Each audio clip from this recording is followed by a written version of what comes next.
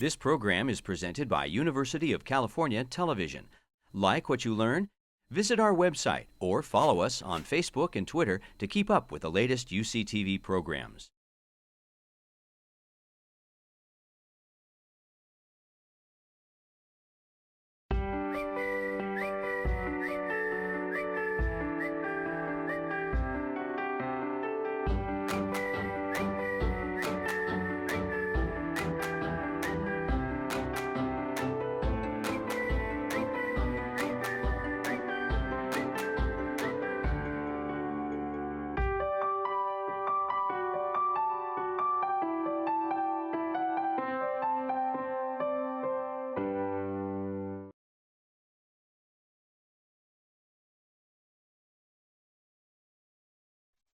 Okay, so thanks for the invite back.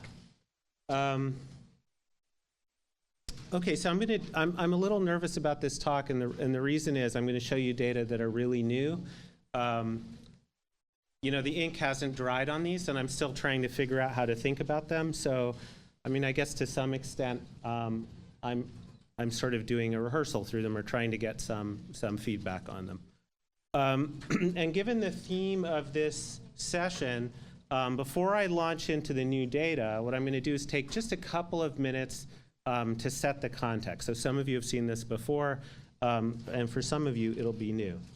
And the question we're looking at is this question of pollution in seafood. And I want to provide some context, especially for some of the younger people in the room that might not be familiar with this idea, but this idea of incredible optimism about industrial chemistry, right? It's not the way we think about it today, but it was the way we thought about it around the turn of the 20th century. And this idea that we could make modern life much more convenient, safe, easy with sort of industrial chemistry.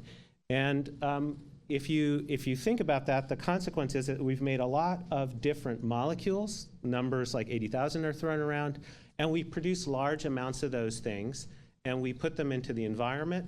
And so we have these images of what pollution is and where it is that range from things like pesticides to nutrient pollution, and they're all a very kind of important sort of part of the puzzle. But the key thing is that when you make that many compounds and you make that much of them, they end up in the ocean, and ultimately some of them end up in our food.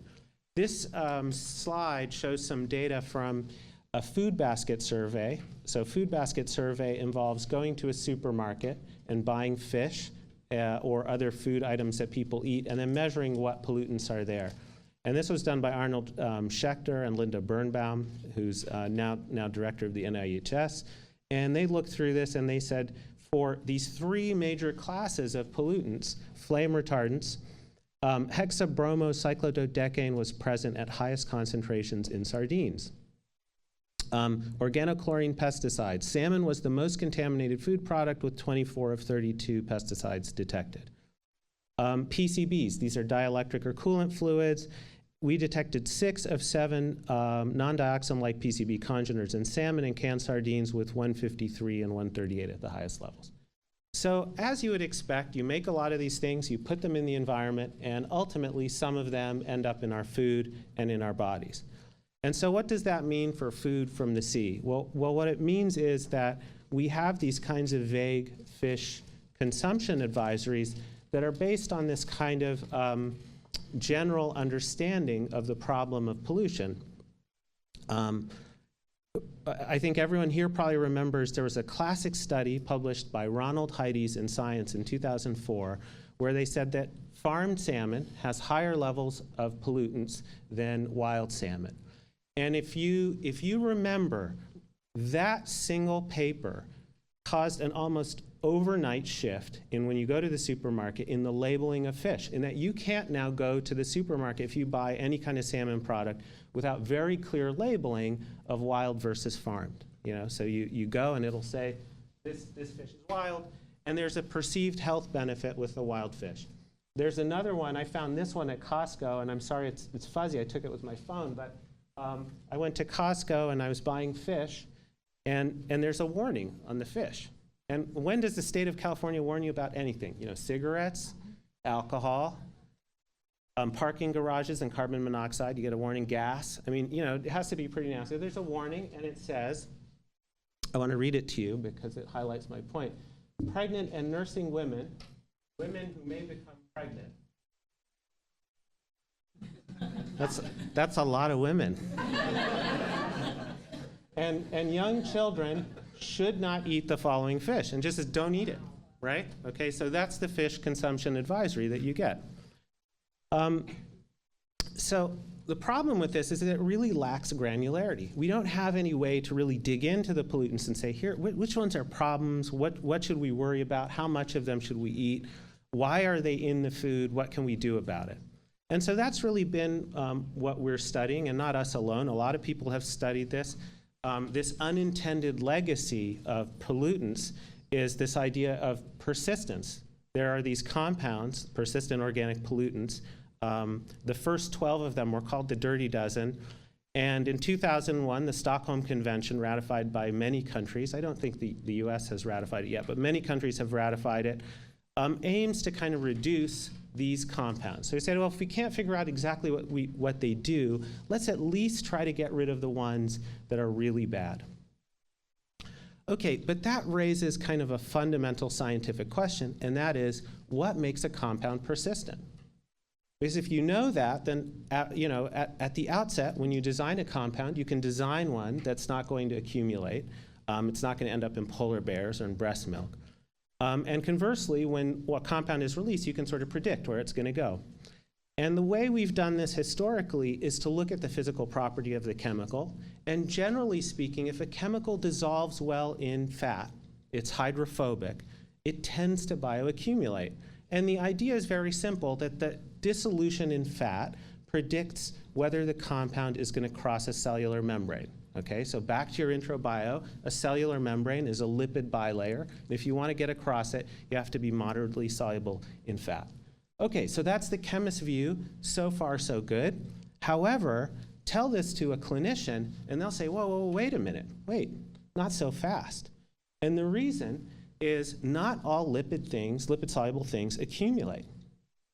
And in fact, that's the reason why a lot of drugs fail. Chemotherapeutics are very hydrophobic molecules that do not get into cancer cells and don't kill them. And as a consequence, we do a very poor job of treating disseminated metastatic cancers. Okay, so why is that? And the reason for that is really straightforward. Diffusion isn't the only way to cross a cell membrane. It's just one way to cross a cell membrane. And the other way you get across a cell membrane, and in some cases the most important way for a molecule like a pollutant to get into a cell, is to cross a gate, a protein gate. And these can be things like transporters. These are channels that sit in the membrane, and they can move molecules out of cells against their concentration gradients into cells, concentrate them at very high levels. So these proteins are really critical gatekeepers for determining whether a toxin gets into a cell. The 800-pound gorilla of pollutant sort of elimination, toxin elimination, the one that causes problems in metastatic cancer is the ABC transporter. This is a protein, this is the crystal structure of the protein solved by one of our collaborators.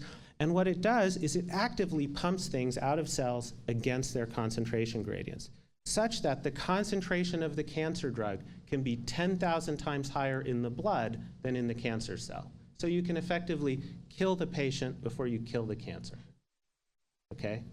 And they do that by using a little bit of energy and actually physically spitting kind of the chemotherapeutic out. And all animals have them, fish have them, we have them, and they tend to be expressed in all the tissues of our bodies that are there to protect us from toxins. So they're in our intestines, they're in our lungs and our blood-brain barrier, kidney, liver. They're in all of our sort of barrier protective tissues, and their job is to keep toxic things out. So why don't they get the pollutants? That for us was the big mystery. Why don't these things recognize and eliminate the pollutants? Because wouldn't that solve the whole problem, right? If you just eat the fish, Your transporters recognize the pollutant, and you excrete it, and it doesn't accumulate in your body, and that's that. You know, we're not worried about them anymore. So we wanted to get at that problem, and we decided to sort of take a step back and ask a couple of questions. The first is, which pollutants should we really be focusing on? So we wanted to take sort of a modern-day snapshot of the pollutants that are present in fish to get a handle on which ones are likely to be most persistent and most problematic. Remember, I said there are thousands of these compounds, so we really wanted to refine our list a little bit. And then the second thing we asked was, how do these pollutants that are in our refined list interact with things like drug transporters that are supposed to keep them out? And we wanted to do this so that we could potentially understand why they're not eliminated and then use that to either predict or design other compounds that aren't. Our test species was the yellowfin tuna, and we picked this organism because it's in yellow is its range, and it's basically globally distributed. It's one of the most, it's in the top 2 or 3 species in terms of total catch, about 4 million tons a year. Quite a bit of this is caught and consumed. And it's less migratory. The key thing for us was it's a little less migratory than some of the other big charismatic tuna species like bluefin. So these guys tend to give us a more local snapshot of the kinds of pollutants that would be present. We set up some study sites all over the globe, some in the Gulf of Mexico, some here in Baja, all over the globe, some that we chose precisely because they're very far away from any kind of human impact. And initially, to get a handle on kind of what we were looking for, we went out and picked 3 sites, the Northeast Pacific, the Gulf of Mexico, and the Southeast Pacific, and we collected about 10 fish from each site and measured something like 300 pollutants from each of these 10 fish to get a sense for what's there. So as you'd expect, there's a very strong sort of anthropogenic signature. The fish that come from Tonga consistently are lower in the levels of PCBs and flame retardants and pesticides than the ones we get from our own backyard or from the Gulf of Mexico. But one of the things that we were able to see in the data are about 34 or so compounds that showed a really strong sort of anthropogenic signature. These are ones that seem to be really kind of enriched, really sort of track. If you're in a polluted site, you have more of these. So we plucked out of that list of 300 those 34 really high priority kind of compounds. And then we just did a really simple test in the lab to see if they bind to drug transporters. And what we did was we took a mammalian drug transporter to model what would happen when one of us eats one of these fish.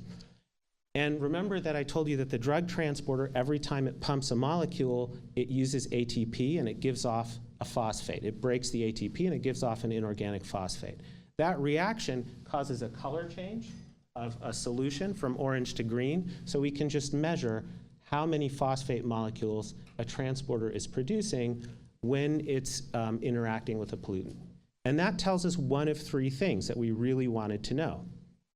It tells us, is the pollutant a substrate? That's the green circle. Is it something that the transporter can bind, recognize, and pump out? Is it something that the transporter doesn't recognize at all? So it just doesn't interact with the transporter at all. It doesn't induce any kind of conformation change. Or does it somehow bind to the transporter and mess it up? And that's the red square. It's an inhibitor.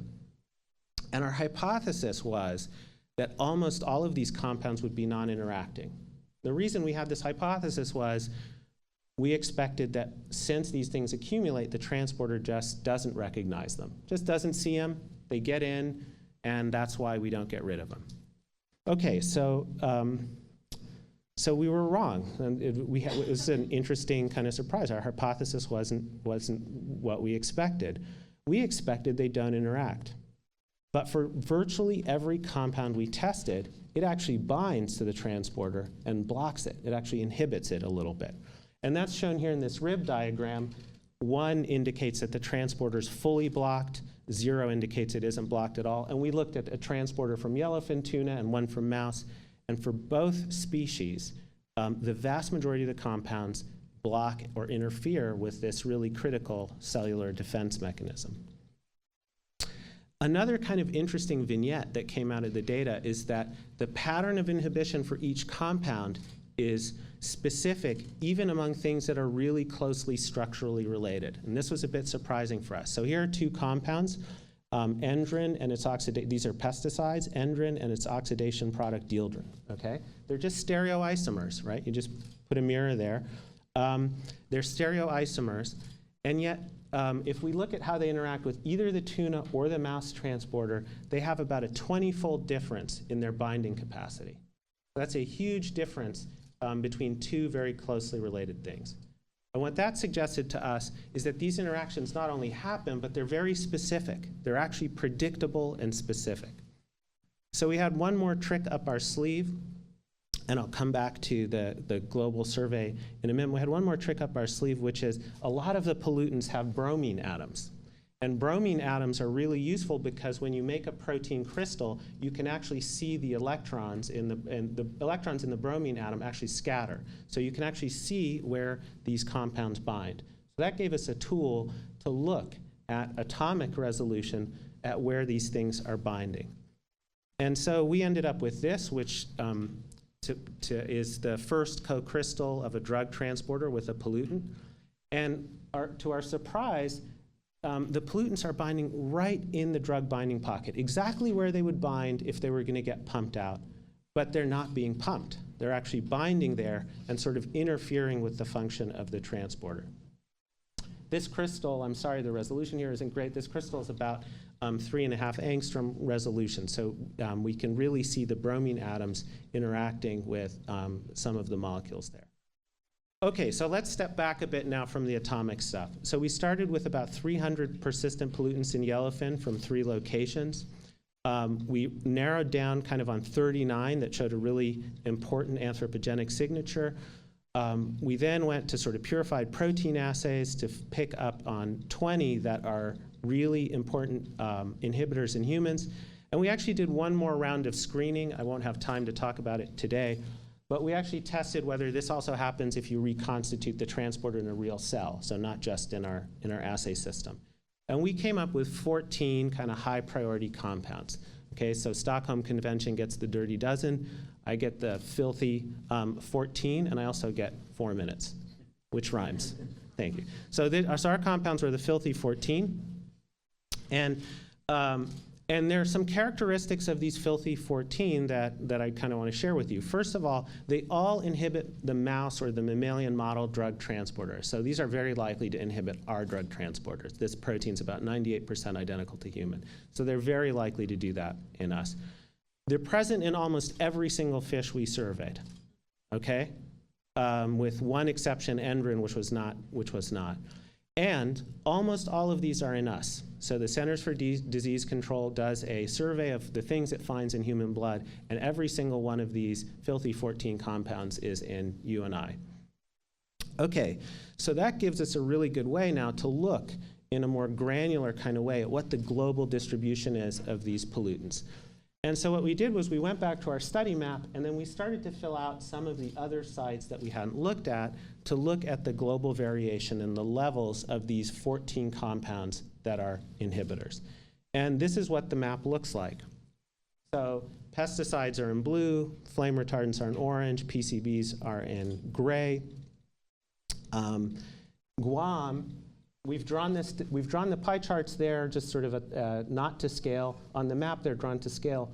Guam, the fish have about 60 nanomolar of these 14 pollutants. Gulf of Mexico, they have 1.6 micromolar, okay? So it's about a 20-fold difference. So in fact, the Guam pie chart is there, you just can't see it if we draw it to scale. So you're getting much more of these filthy 14, depending on where you get your fish from. Okay, so I want to summarize now kind of what the implications of this are.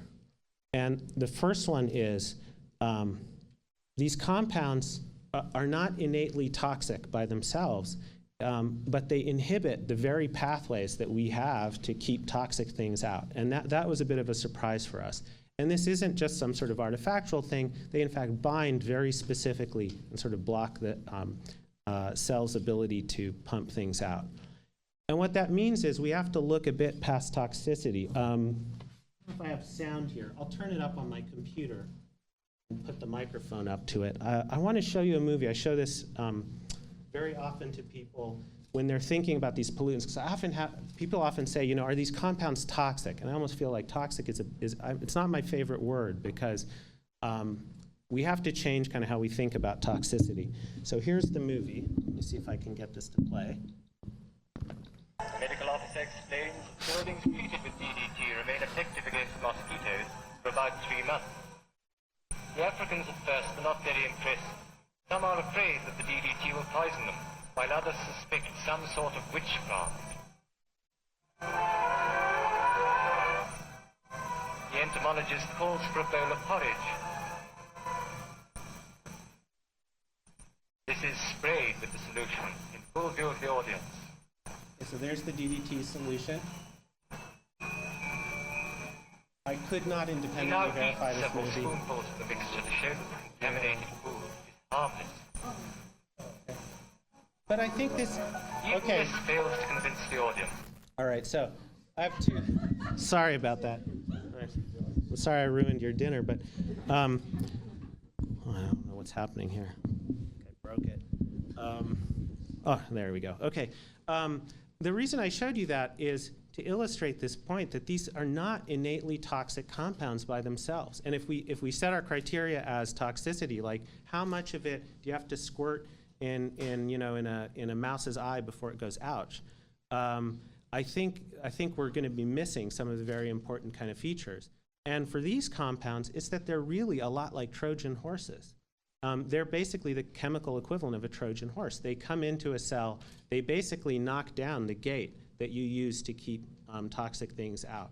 And so the term that's used in the field to describe that is that they're chemosensitizers. They're essentially making us more sensitive to the kinds of toxic things we encounter in daily life.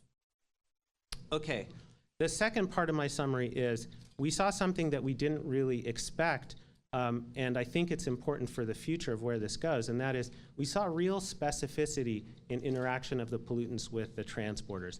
And that means that these can be designed, optimized, used. And what I'm proposing is that we essentially do for pollutants what we do for drugs, right? We rationally design drugs so that they'd be readily absorbed. The pharmaceutical companies so that they make sure that you can absorb them. So what we're saying here is that we can do the same thing with pollutants or industrial chemicals to make sure that they don't get absorbed. And then the last point I think that came out of this was that there's huge geographic variation in these kinds of really dirty compounds. And it really depends on the fish of origin. And that brings up this question of where does our fish come from? How's it labeled? Do we know, for example, when we buy yellowfin tuna, if it's from Louisiana or if it's from Vietnam? So that, I think, raises some really key questions about kind of how we're going to manage food from the sea. Okay, most of the work I showed was done by a postdoc in the lab, Tufan Gökürmak. Going to fancy places like Tonga is not my gig. I just stay in the lab and suffer. My collaborator, Stuart, he goes to fancy places. That's why he's not here.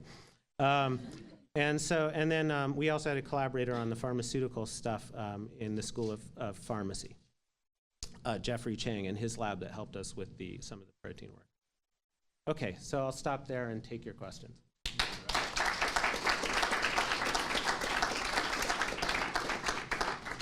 This blind spot.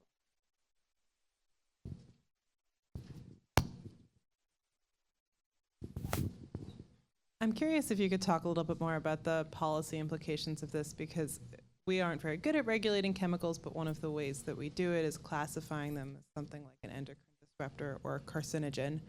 So is there a class of chemosensitizing drugs or pollutants, and is there any way to sort of create a policy pathway towards regulating POPs by classifying them as more hazardous than we have in the past based on this research? So the shortest answer is that no, we don't yet have a class of a recognized class of chemosensitizers.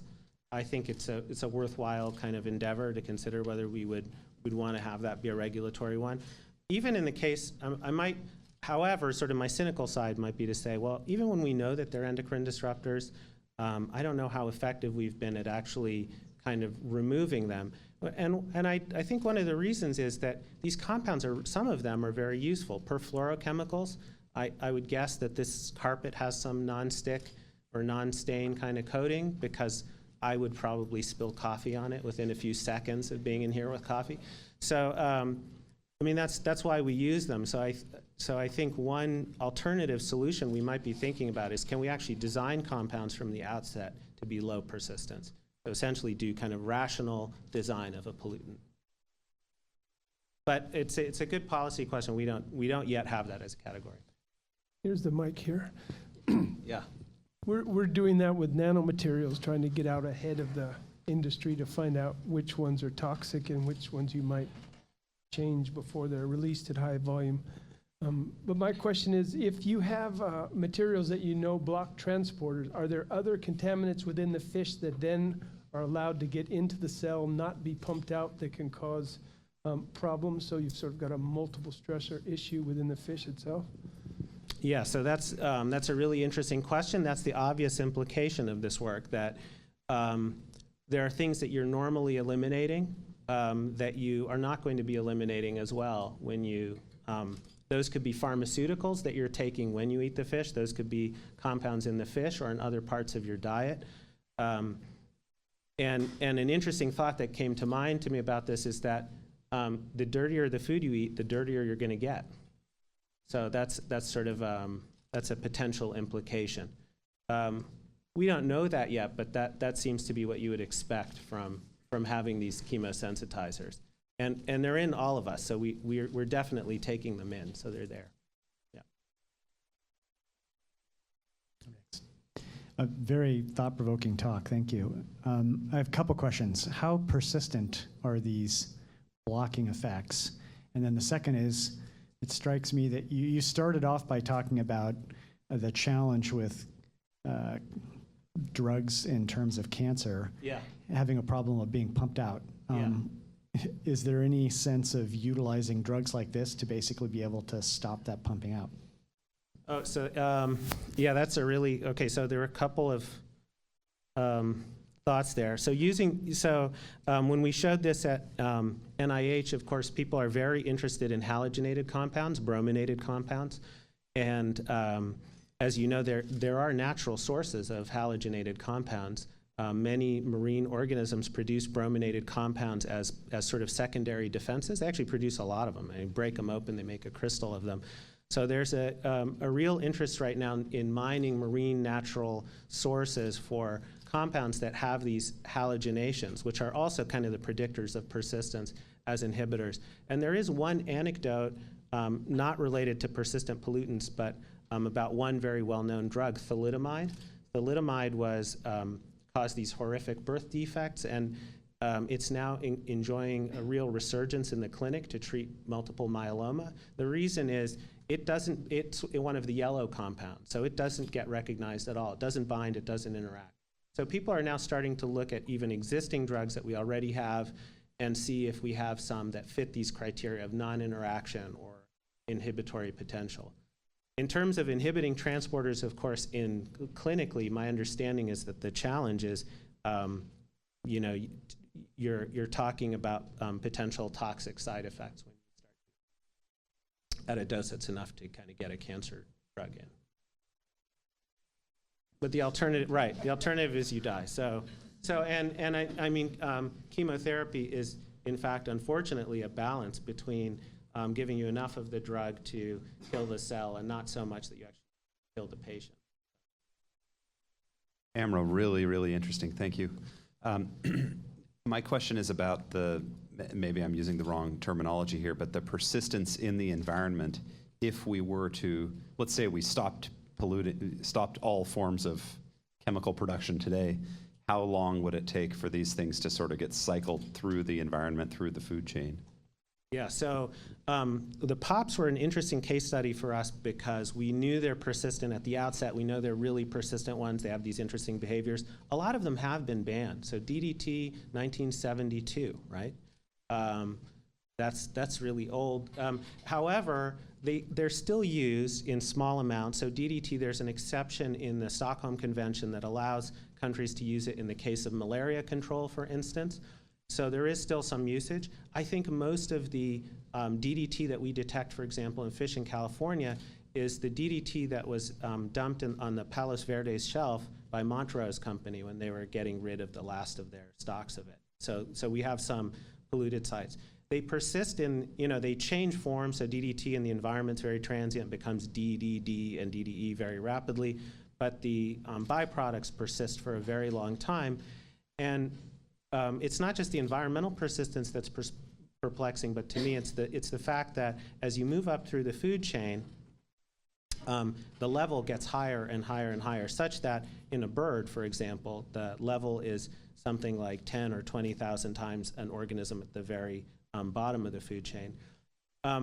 That's hard to understand from a diffusion perspective alone. You need some biological mechanisms to make that happen. But they persist for a very long time in the environment and they bioaccumulate. So we're talking potentially about things that'll be around for decades, maybe longer. Perfluorochemicals are incredibly resistant to degradation. So perfluorochemicals are, Scotchgard, right?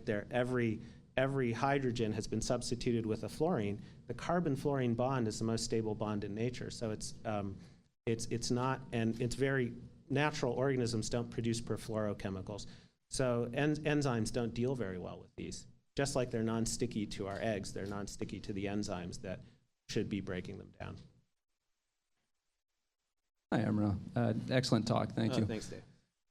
So I was curious about how robust the results are for the stereoisomers, and specifically as you look at the different stereoisomers of these chlorinated compounds and congeners as well, and you look across the efflux enzymes of different organisms, could it be that one stereoisomer is going to have more of an impact with one enzyme versus another organism, another enzyme?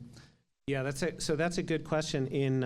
I just go back really quickly. So I can't answer that too. I can't answer that too broadly. But if I go just back to our data, we compared mouse and tuna. So they're both vertebrates. I mean, that's a very small slice of evolution. But certainly they're the species we're talking about in terms of movement of pollutant from the ocean into the fish, and then from the fish into us. And not only for these isomers, but for a lot of the compounds, they weren't identical, but there was striking similarity, much more than we had predicted from the outset. We thought that the interactions might be nonspecific. So you have a generally hydrophobic thing, it's going to stick anywhere on the protein, and you're going to get these kind of random effects.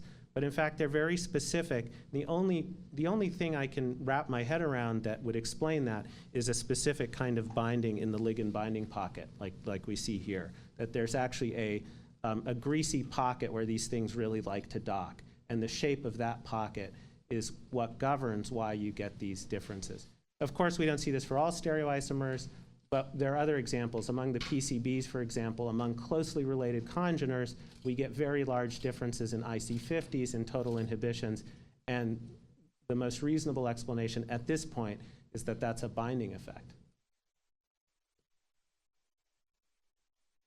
Hi, thanks. This is really interesting. I had a question about the geographic sort of differences between the Gulf of Mexico and Eastern Atlantic and the other areas around the world.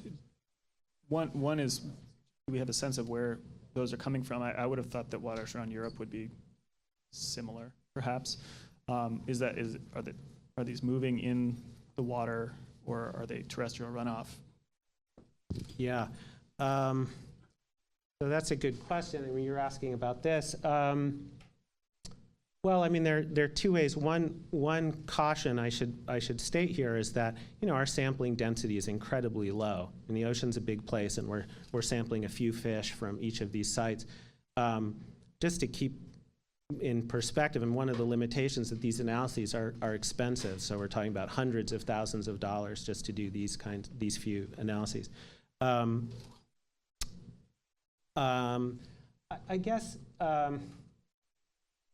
you know, if you sampled with greater density, perhaps you'd find other hotspots of pollution. But we're looking at yellowfin tuna, so our thinking is that they're getting this as things move up through trophic levels to kind of a higher trophic level fish. So there's some mixing or some normalizing that happens as you move up through the trophic level. So we think, for example, a fish in a predatory fish here is going to show a signature of the Palos Verdes contamination, whether you collect it from San Diego or Los Angeles or, you know, Baja California. You'll see that signature there because as the pollutant moves through the food chain, it tends to biomagnify. So one possibility is we're actually seeing a real signature that has to do with geography or some kind of contamination. The other is, of course, that we just need more sampling density. We would actually see this at higher resolution. If you know how we can fund that, I'd like to talk. Two more, okay. Let's see, the warning for the women was mostly for mercury, Yeah. which you haven't talked about and maybe you don't want to, but with mercury, selenium, it seems to offset that a little bit when people have concentrations of selenium. Anything like that with the POPs? I don't know. That's a really neat question. I don't know if there's some other dietary component that you could take that would offset that. Since I don't know, I'm going to tell you an unrelated story, but it is interesting. And the unrelated story is people are starting to look now at the effect of microbes in our gut on our metabolism of these compounds. And mercury can be demethylated. You know, the form that's in our body is methyl mercury. Inorganic mercury is actually excreted much better. And there are microbes, presumably in our intestine, that can accelerate the rate of demethylation or demethylation of mercury and sort of change its dynamics of excretion. So one place I might look if I was starting with that right away is what kinds of microbes are there that could be metabolizing POPs. And of course there's all these sorts of therapeutic ideas that go with that, like can you manipulate your microbiome in some way that you could enhance your elimination of these things.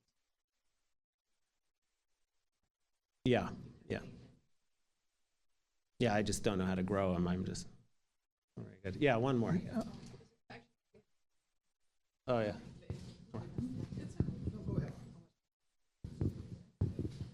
Actually, I just had a question about how to interpret this, because it's all in proportions. Does this tell us anything about the absolute amounts of these around the world?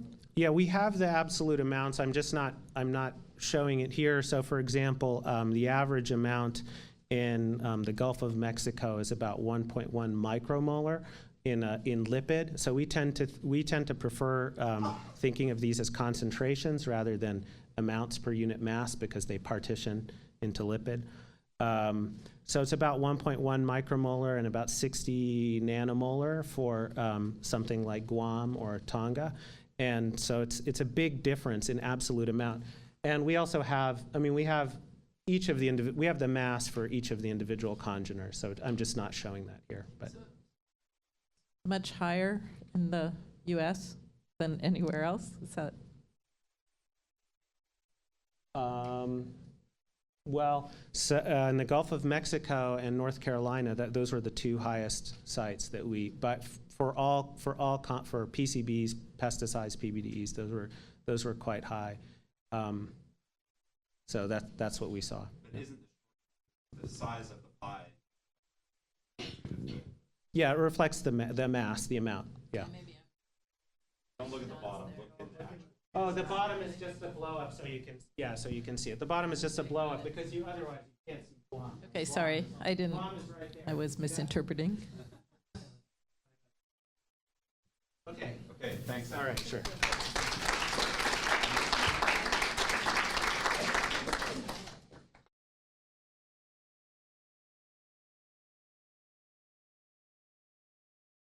In coastal spaces, and it's estimated that 25 to 33% of global catch comes sort of is caught through small-scale fisheries, and that becomes something really different to understand and to manage than thinking about these global sort of U.S. type fisheries where we're managing a centralized kind of organized fishery. And so I study how resource use changes, sort of how livelihoods change and how that affects resource use in these communities as they go from being kind of subsistence-based to progressing through to kind of wage labor and a cash-based economy. And to kind of illustrate a little bit of how that might affect it. In a subsistence community, say you have 100 households, roughly 80% of them maybe are engaged some way in fishing throughout their week, but that's often part of a livelihood strategy that also includes fishing, farming, maybe small trade, a number of different things, but at the community scale. And they're usually using traditional gear that is limited also in the extent, how far out they can fish, how deep the gear is limited.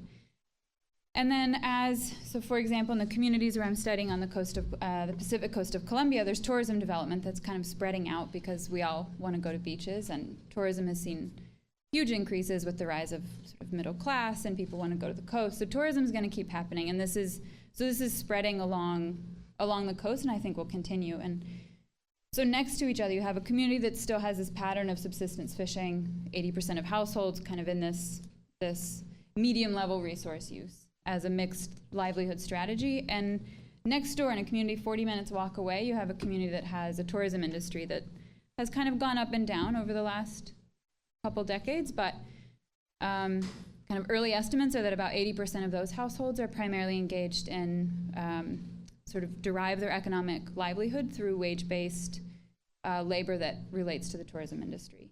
And so that likely has a lot of important implications for things that are going on at the community and the household level, demographics, socioeconomics, and we can look at what those are.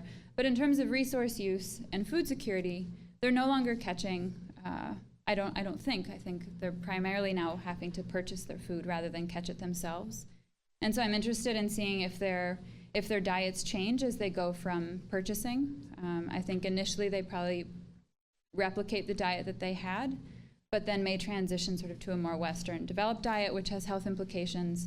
And also the presence of tourism may affect, kind of drive the price of fish up, because if you're purchasing fish and now there's this demand for local fish from tourists, that may make sort of take the price of fish out of the range of these usually low-paying jobs that people have in the communities. So through the talks today, I kept, a lot of this was at the global level, and I kept trying to think to bring it back and understand how some of these, some of the understanding how this sort of, like for seafood consumers, for example, the growing middle class of people that are seafood consumers, how that differs from the sort of diffuse, small-scale, rural consumers, and how sort of what the implications are of understanding those two user groups as we think about changing seafood supply and resource use. Well, I was under 5 minutes. Hi, everybody. For those of you that don't know me, I'm Laura Johnson. I'm one of the founders of Salty Girl Seafood, along with Nora Eddy, who's also here in the audience. And we're here today just to talk to you a little bit about the business that we have started in the last year. Salty Girl Seafood is a sustainable seafood distribution company that provides better access to sustainable, traceable, and high-quality seafood for restaurants and chefs around the U.S. And we do this by partnering directly with fishermen and aquaculture farms as well to enable chefs to have the freshest and best access to seafood that's shipped directly from them, from the fishermen or from the fishing community. And so we do this in a couple different ways. There are two main parts to the business. We have logistics, and to enable that, we are developing a technology platform that allows us to systemize our logistics and allow that to operate a lot more systematically. And the second portion is marketing and education. And so with all of our seafood deliveries, we provide information for our chefs in the restaurants that includes traceability information about the farm or the fisherman, the location that their seafood was caught or harvested, the date that it was harvested, and information about the sustainability. And so we've also been developing some other stuff for different types of programs. I brought this one up today, which is something that we'll be testing out tonight at one of the Green Drinks events at Soho. But what it enables our restaurants to do is sell more sustainable seafood in their establishment, which is one of the underlying drivers and one of the missions of our company. And so to give you a little bit of background on how we started, Nora and I came to the Bren School about 2.5 years ago, and we were bright-eyed and bushy-tailed, really looking for to bring innovation to fisheries and the seafood industry. We had both worked aboard commercial fishing vessels in Alaska. Nora grew up on the East Coast. We're both seafood lovers, and we really wanted to bring that love of seafood and sustainable seafood to everyone that we could find. And so some of you guys may know that there's a really awesome program here at the Bren School called the Eco Entrepreneurship Program, which allows you to create a profitable business around solving an environmental problem as well as a customer problem. And so about 2 years ago when we entered into the Bren School for our master's thesis, a lot of awareness was coming about on the issues of mislabeling in the seafood industry, overfishing, illegal harvest of seafood, all the things you guys have been talking about today. And so we started there and started talking to as many industry experts as we could find, basically anyone that would talk to us. And what we found out is that a lot of consumers here in the United States really aren't that comfortable buying seafood or making purchases of seafood or even cooking seafood in their own homes. Most of them actually eat seafood when they're at restaurants, which is where we started to focus our efforts. And so after talking with, at this point, hundreds of restaurants, Nora's done a ton of that research over the last 2 years, even talking with 50 restaurants a day still. We keep hearing the same story. My menu and my values for my restaurant are built upon offering sustainable offerings. And sustainability also oftentimes comes down to quality as well. And I want to be able to tell people that sit down at my restaurant the story of the food and what you're eating and where it comes from. And almost everyone that we've talked to has such an ease with sourcing produce or vegetables or fruits and stuff like that, but seafood is an entirely different story. And so that's where we started working and moved into starting our business full-time in June of last year. So we're still fairly new and trying to figure out all of the pieces, but working to bring the best seafood to restaurants and to consumers like you guys.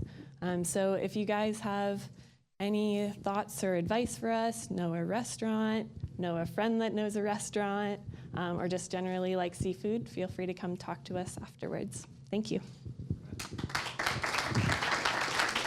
All right, thanks. Yeah, my name's Becky Wright. I'm a graduate student here at UCSB in the Gaines Lab. And generally my research looks at the design and monitoring of conservation interventions. And part of my research looks at integrating equity into conservation interventions for the purpose of getting people to do something, as well as for an intrinsic value. And the other part of my research looks at what community features or attributes would lead individuals in the community to buy into that behavior change needed to implement a conservation intervention. My lab mate, Becca Gentry, she was going to be here and give part of this talk with me, but she had to duck out last minute, so I'm going to speak for her. But she researches the ecological implications of marine aquaculture development. And over the years, we've talked about our different work, and we've realized that there is a huge need for research that looks at social ecological systems. Sorry, I'm trying to speak for her, but she left me some notes. And maybe I'll just find my own words. But specifically, we need to more fully explore aquaculture as a sociological system that has strong implications for coastal communities and the resources they depend on. And as we heard in Steve's talk, aquaculture is the fastest growing food production sector and will continue to grow and has a promising future for meeting future food needs in a sustainable way. While no one is suggesting that aquaculture will replace wild fisheries, it does signal a change in the way we think about food from the sea and has strong implications for the coastal communities that are transitioning from fishing to aquaculture as the primary source of income. Well, what is really unclear right now is what this transition means for the communities. And so to put it into perspective, about 10,000 years ago, people were still hunter-gatherers. And the first crops were introduced around then, somewhere in what's called the Fertile Crescent, around Iraq, Syria, and Turkey, some form of wheat or barley. And that spread, the agricultural revolution, didn't happen overnight. It was a very slow, gradual process. It took actually about 3,000 years for plant domestication to spread. So very slow, very gradual. And this domestication of crops had huge implications for the people. People actually settled down, and they actually got shorter. They lived shorter lives. Once livestock was introduced, they were exposed to a lot more germs. And when you cultivate land, you're taking ownership for that land. And that means that you might want to secure your land, defend it from others, or maybe you want someone else's land. So there's increased warfare. Different kinds of tools emerged. There are different forms of art. Cities eventually emerged, complex societies involving state organizations, monuments, literacy, arithmetic, geometry. You get the idea. So now again, we're experiencing another transition in our food that already has and will have huge implications on communities. This shift to aquaculture is happening really, really quickly, faster than any other point in human history. And there are likely going to be benefits and costs associated with these ecological changes like Hunter was talking about, as well as changes in community structures, human health, political implications, et cetera. And so why do we need to pay attention to this transition? Because unlike the very gradual transitions in the past, this is happening really, really, really quickly, like I said. And like we've seen in communities where it might happen as, maybe before it happened in 1,000 years, 100 years, or over a generation. This is happening maybe sometimes within a year. And because we operate in a global economy, we have the opportunity to influence the policy and the socioeconomic consequences of how this rolls out. So if we pay attention to the ecological, but also the social and economic dimensions associated with this rapid development, and influence these policies that encourage sustainable aquaculture, aquaculture can benefit the local communities and provide for global food production. And I also think that if we understand these social implications and the benefits associated with them, we might be able to sell them to the community, that we could then push forward some of these policies that have been roadblocks before, for example, here in California. So.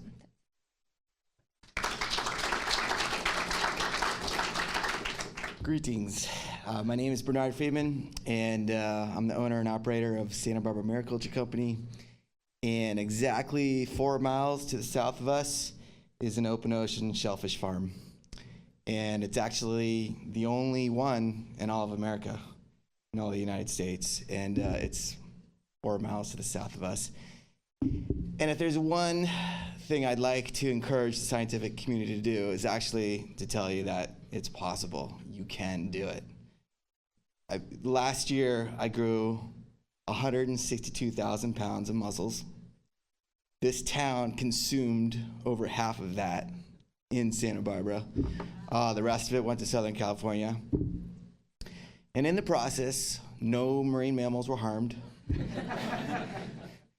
No fisherman was upset or bothered by it. No sailboats were sunk. The ocean floor was not degraded. And in fact, no headlines were made.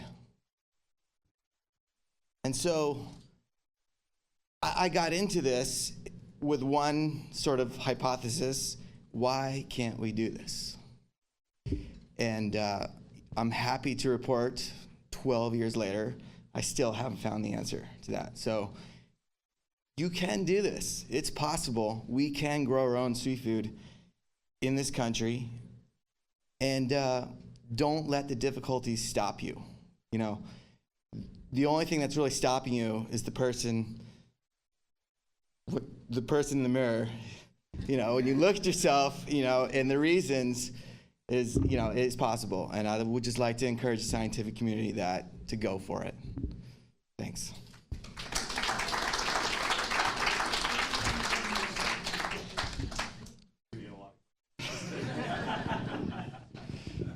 Could you talk to the licensing challenges, or what do you have to do to set up a legal operation to do what you're doing here? Well, it's the people that are doing the licensing, they don't know what they're doing. And so they really have to work it out amongst themselves about how to do it. Because it's kind of the chicken and the egg, because no one's been able to do it, they really haven't thought about how to do it. But now I've done it, now they gotta think about how to do it. So what was it you actually did? Growing, what kind of paper? I grew mussels in the ocean, and I'm successful, and I'm petitioning them to say that the problem is that there's too many agencies that have to sign off on what I'm doing. And of course, no one talks to each other, no one likes to talk to each other, and there's no set of rules that everyone can agree by. And what I'm posing is that, why don't you make a set of rules? And that's what needs to happen. I just was curious, what are the two agencies that are up against each other? Well, I pay the Fish and Game Commission rent, and there's and then the California Coastal Commission doesn't agree with what the Fish and Game Commission allows me to do. And so they've made a certain set of mitigation or rules that would prohibit me from doing what I'm doing at a reasonable cost. Because I kind of compete with mussels from Mexico, mussels from New Zealand, so I have to be competitive on a global scale. And so that's kind of the crux of the issue is, like, if you don't let me grow here in the United States, well, that's kind of bad for the seafood consumer, because we're just going to import from other countries. And so is that responsible for people to do? So that's kind of where they're up. Well, I'm trying to highlight that they're up against it. You know, we should permit seafood, the production of seafood in this country, and for it to be competitive with everybody else. Do you renew each year a license? Yeah, so that's the thing. The Coastal Commission really, they just want to give their permission, and then they don't want to bother it. But it's because I'm a farm, I'm a living animal per se, that basically the permitting, like when I go through the Fish and Game, I give a proof of use report. When I go get a health permit from both the FDA, which is the land-based side, and the California Department of Health, which is the ocean side, it's a yearly permit. So they basically go through, you know, every year is different, every year changes, and you need to work with your permitting agency. And the Coastal Commission is not really set up in that manner. And so that poses problems.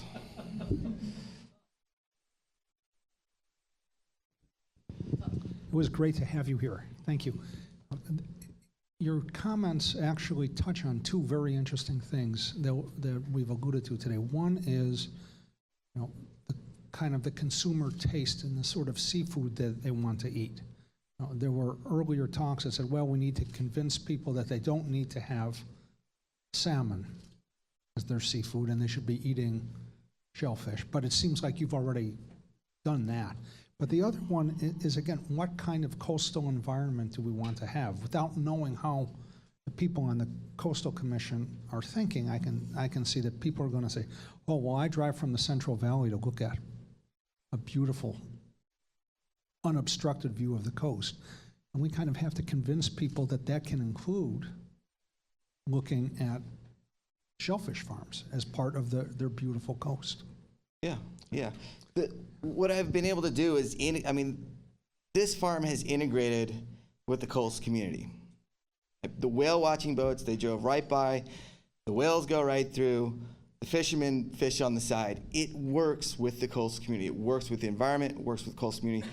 And that's kind of the chicken and the egg thing I've been able to show that it works. All right. Then here's a tough one. So how big can it get? So if you were appointed by the governor to be in charge of all permitting for aquaculture, how big could this thing get, and what would the ocean look like 50 years from now after it's all played out? That is a tough one, and I don't know those answers. I'm just trying to get my 72 acres up and running, and that's been a challenge. It's hard. It's after 12 years, I can say it's pretty easy. I got it down, but getting into those 12 years, it's been really hard. And I always tell people, if I go out and I get hit by a bus tomorrow, like, you've lost all that knowledge. And what I really need to do, my weaknesses, is to get other people, other farmers farming. So, if I go down, it's done. There's no backup. If the boat goes down, it's a specialty boat. The boat goes down, there's no backup. So what I need to do is to set up farms up and down the coast so that there's there's diversity. So like every farm has there's a little coastal zone, there's little coastal microclimates in the ocean, and just for shellfish quality, if you're a farmer, you got to source. If you want to supply a product throughout the year, you got to pull from a few different sources, a few different places. And so what I would like to see is a few coastal communities set up shellfish farms off their coast and to work together like a co-op and to share equipment and to share ideas so that you could, my biggest problem is coming into the market with a good, consistent quality product. And I need to network with other farmers up and down the coast in order to provide that into the marketplace. And so I don't know what the size would be, but I know there should be a diversity, and I know there should be a lot more people than just myself doing this.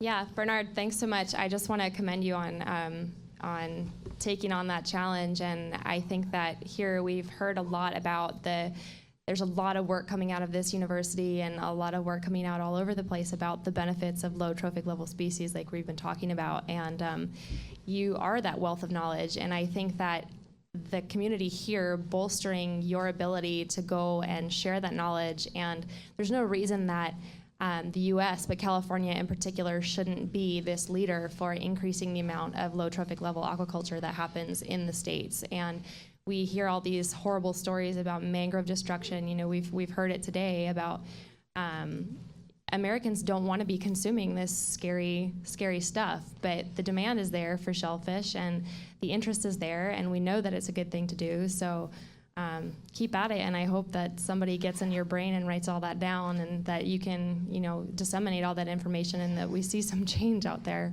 Sure.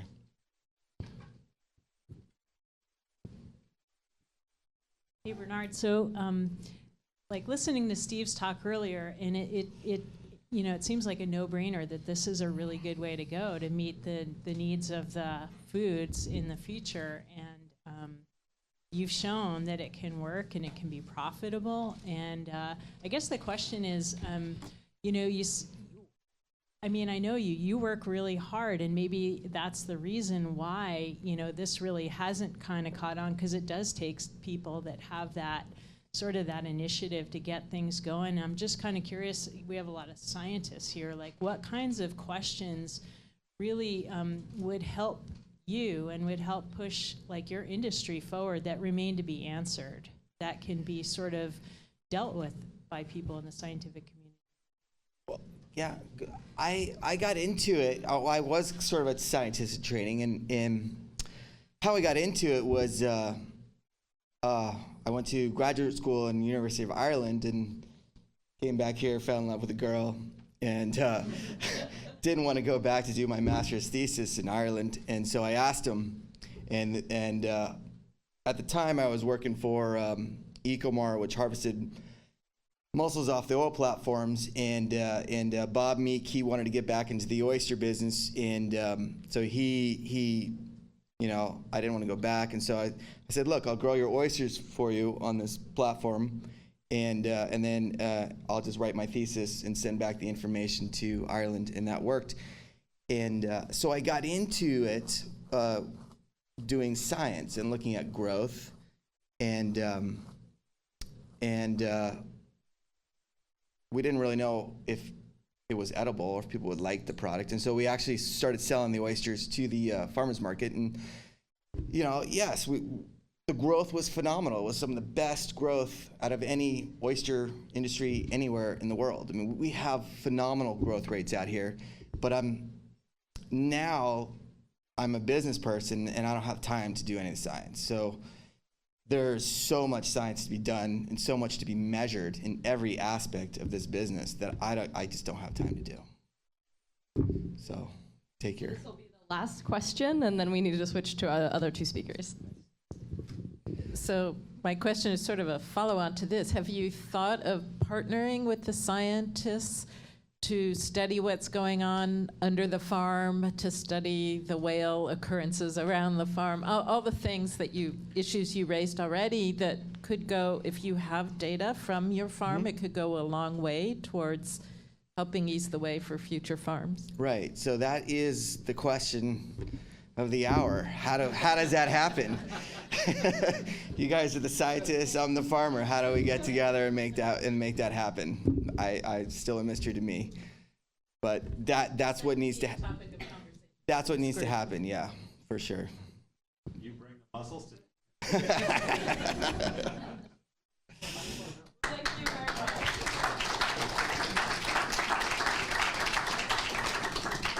Okay, we have Jerry French. Jerry French.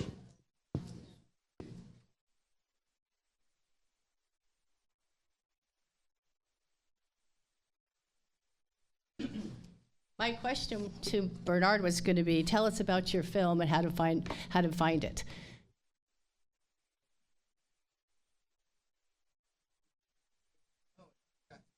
It did? Yeah, it's on a film festival. Oh, not yet. So it's not on YouTube? Okay, that's how I learned about Bernard. What's it called? It's called Muscle Man. It's a great film. Done by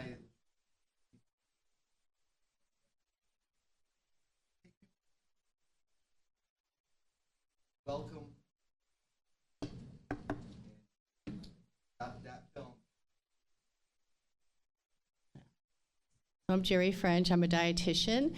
I'm a chef wannabe and a farmer wannabe, but I'm a dietitian.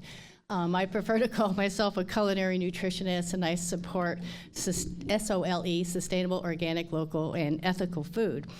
However, people come to me for many other reasons, so I want to teach them this, but they're at a certain level, and I need to move them forward. But I'm here because I ask people what they eat and why they eat and where they eat and where they shop and so forth. And most people aren't eating fish.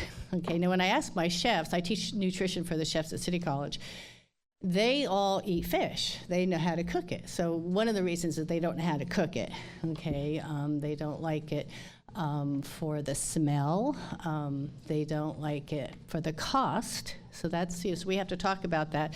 And so my job as a dietitian is to teach them they don't need the quantity of protein that most Americans eat. You don't have to have 6 ounces of protein at a meal.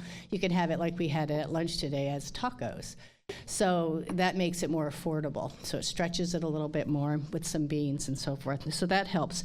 But some people love to tell me that they're not eating red meat. And then they'll say, I eat chicken and fish. And I say, whoa, chicken and fish? In the same sentence. And so I'll say to them, do you ever hear people taking fish oil? And they say, yeah. I say, they're not taking chicken oil. So, and they get it. They all of a sudden they realize there's a difference. And I don't say anything negative about chicken, but I say there's just benefits to fish. So then I start talking to them about why they're not eating more fish. So I run a meetup group. It's the Santa Barbara Food and Farm Adventures, and I take people to learn about their food. And I'm really a lover of farmers and fishermen as well, because I think they're healthcare providers. And I usually try to get that point across to people.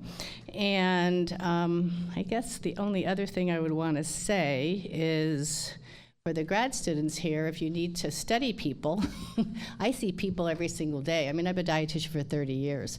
Sometimes I see 10 people a day, and I get to ask them a lot of questions. So, we can collect some data about what people eat and why they eat and so forth. And it seems to me, in terms of when people say they don't really like fish, teaching them how to cook it and season it and so forth. But Julia Child did some wonderful things getting people to eat fish. And, she changing the names of fish and making it more, appealing. That was really helpful. I think Michael Pollan, who's going to be here in April, he's done a lot of wonderful things in this country for sustainable food and getting people to eat different foods. He's pretty a powerful person. He's a good writer. And Dan Barber is a chef in New York that's also a wonderful writer and would be a good promoter of aquaculture. The message that farm-raised fish is not healthy is out there. People love to tell me that they're not eating farm fish. So we need to get them. I used to say to them, maybe years ago, and there have been some problems, like we've heard about them today, but I think the future is aquaculture. So I'll tell people just sort of wait and see. It's coming. It's getting healthier than it used to be. So anyway, all I have to say.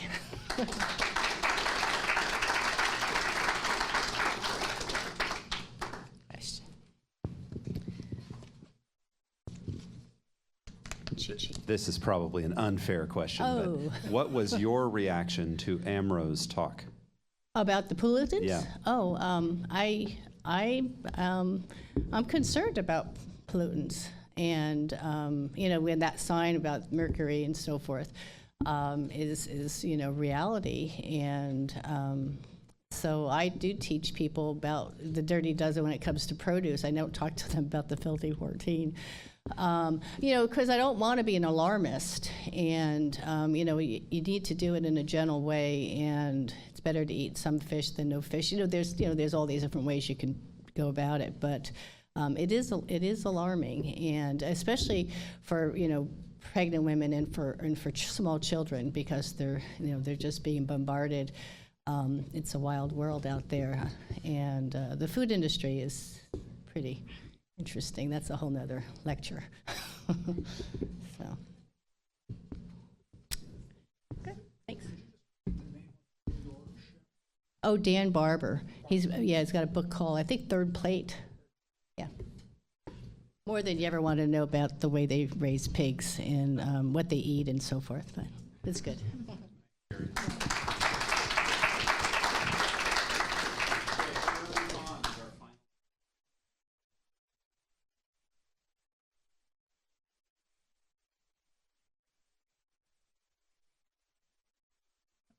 Hi, I'm Shirley Hahn, and I'm going to take a more loose interpretation of the lightning talk.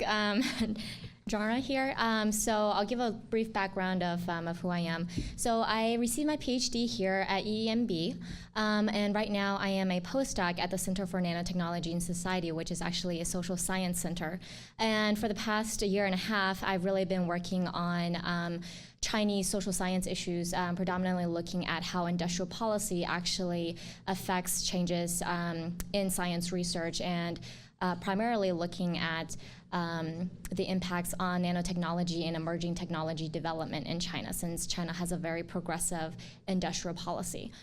So as many speakers have mentioned in this today, Asia is going to have a huge impact in the future in terms of environmental impact and food security. And I think most of us have heard that China has had several food security issues in the past, exploding watermelons and so forth. And so I am interested to see if Asia predominantly and China more specifically will be a focus of this initiative. And how, as there are a lot of research that's already going into it, how you think that will play out. And secondly, this is more for Chris and the rest of the people who are organizers of this event and moving this event forward. How do you see people like myself or graduate students or other stakeholders, the other people who have been here at the lightning talks, how do you see us being involved in this initiative if we want to be involved? And I think that's my comment for everyone else, so yes.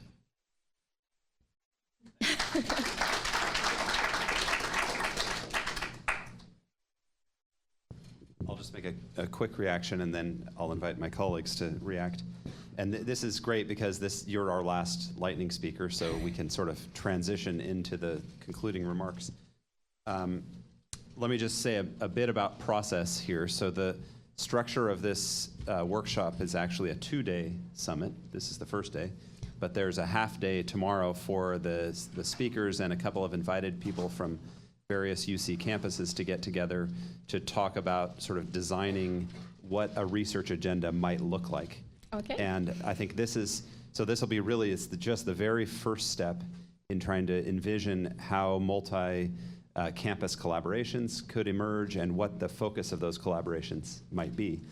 So to answer your first question about is Asia or China likely to be a specific focus of that, honestly, I think it should be, or I don't know if it should be its own module, but it certainly should be an important focus. But we'll have to talk about that tomorrow. And the second question about, how do people who kind of aren't going to be there tomorrow, but either are here or maybe are not even here, how do those people plug into that process? And I'm going to punt that one to Katie, because that's a harder question that I think the big picture idea is we want to be very inclusive and we welcome anybody's participation, but the exact mechanics of how to do that, right, I'm not certain about yet. So first of all, I want to thank you for bringing up this point. We're very excited to have such a large group of folks come here today from so many diverse backgrounds and diverse institutions. So we're really excited to have your involvement today, and we hope to have your involvement in the future as this initiative grows. There's been a lot of investment in this initiative from the UC Office of the President, both in terms of staff time, in terms of the political clout of this initiative, as well as financial resources that have been invested in this. And we're really excited about really seeing that dedication to this initiative from the UC Office of the President. This event, in fact, all of the catering today, our audiovisual, the video that we'll be making public, so that anybody who's not here today is able to enjoy these videos, was fully funded by the UC Global Food Initiative from the UC Office of the President. So we're very, very thankful for that support.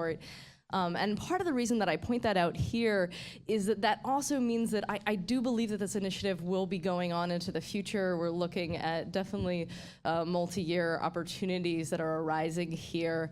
And so there's many opportunities to be engaged as we move forward. In the immediate, if you're not one of the research folks that are going to be here tomorrow, but you've got some ideas coming out of today you'd really like to see the research agenda going in particular directions, stick around for the mixer.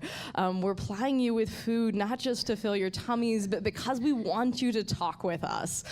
So please talk to Chris here, talk to the other researchers, the other speakers. All of the folks that were speaking today are that core group of people that are going to be here tomorrow, coming up with those research concepts moving forward and developing those multi-campus research collaborations. So give them your ideas, give them your feedback from today so that they can take that into tomorrow. We will actually, one of the things that I'm very excited about is that UC Office of President has even gone beyond funding just this conference, but they are going to be funding some grants for these multi-campus research collaborations. So we'll be starting new projects coming straight out of this conference. So give us your ideas for those. Also, if you have ideas in the next week, in the next month, contact Chris or Jewel or myself. Give us those ideas and let us know how you'd like to be involved so that we can facilitate that in the future.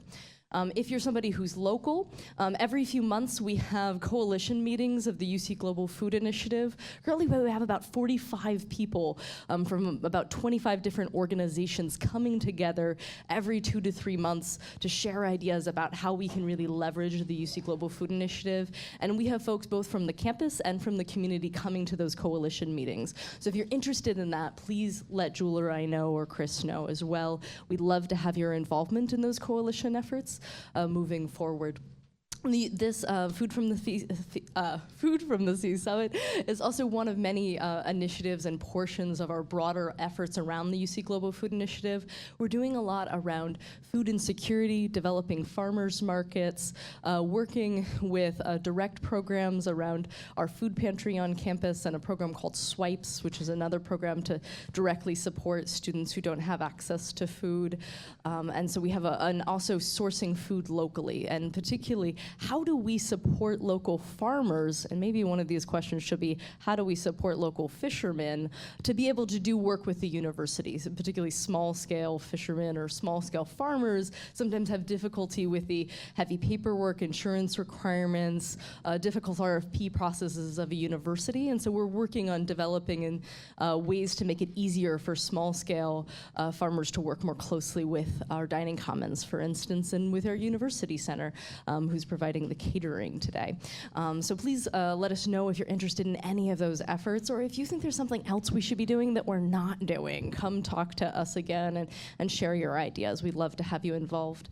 I also do want to allow it to just go back out to the audience to say if you have an idea for how you'd like to be involved that we haven't mentioned, or there's an avenue you'd like to see opened up, let us know, and we can try and see what we can do about that.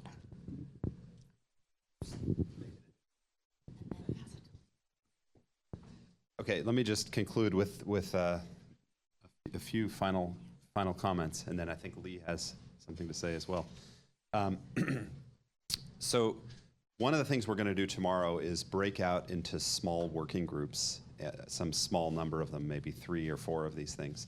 And I would be very interested to hear from the people that are not planning to be there tomorrow, if you think we definitely ought to have a working group on aquaculture, or a working group on health effects of pollutants in fisheries, or fisheries management working group. So if you have specific ideas about what those focal areas ought to be, and frankly those are likely to be the focal areas that end up getting funded from the funds that Katie mentioned a minute ago. If you have ideas about those things, we'd love to hear about them over cocktails or now or at any point in time. So I think I will conclude my comments by just really thanking everybody here, especially the speakers, but also the audience members for your great participation today. So thank you very much. And I'm told Lee has a final comment as well. I actually wanted to direct it to the last lightning topic speaker, because it took a lot of courage to get up there and face a room of friends and strangers, and there wasn't enough time for you to get any feedback. And as someone who's done a lot of consulting in China and a lot of civic and policy work in California and the Western states, I would like to encourage you and your associates very strongly, because one thing is probably challenging for you when you go back and forth is the extent of involvement of volunteers and nonprofit and non-governmental organizations shaping community and state and national policy in the United States, because it doesn't have a direct analog in China. So when you're here, the opportunity for you and your friends to get involved and move the ball forward in any of the areas that Chris or Katie were talking about, or any of the things you see in California, are very high. On the other hand, if you read the writings of Teddy Roosevelt, who was a seminal figure a little over 100 years ago in the pure food and creating the Food and Drug Administration and the modern form of national forests and national parks and greater equity for ethnic minorities, in this case Native Americans, you read in his writings and in his memoirs that it was deep conversations that he had at the university and with people who were very passionate and expert about different areas of land or different ways of viewing land and people that really affected his thinking. And as he moved up to be governor of New York and then vice president and president of the United States, those conversations from people like you and your colleagues when you're in China, if it's in a positive tone, you never know when that idea or where to get more information will find its way to the senior leadership, because they know about the pollution into the food stream. They know about the air and water issues, and they're looking for ways, as Chris Costello is talking about, for aquaculture and mariculture, where you can find a more efficient path that's profitable for people and for the economy, but might be a healthier way of going forward. And you can never tell when a positively couched suggestion, when you're in China, will work its way up and you'll get a phone call from someone saying, I'd really like to find out more. Or is there a conference coming up at the University of California on food from the sea, or any of these things that we should send some representative from China to sit in and listen to? And so I think you have opportunities no matter which side of the Pacific you're on. And the opportunity for direct input and involvement in California and the United States is ceiling unlimited. And I think China is slowly but steadily moving in that direction too. So I want to thank you for stepping up and talking about it. And I would like to encourage you, from what you've seen in here today, to be inspired to move forward on either side of the Pacific, because you're the future solution, you know, for these kind of issues. Can I just say one? It's not me, it's Steve Carpenter. So I've been tweeting all day about this meeting, and there have been about 40 retweets of what I've sent out. Steve Carpenter just retweeted a lecture that somebody gave at Hampshire College last week, and the title is "To Make Hope Possible Rather Than Despair Convincing."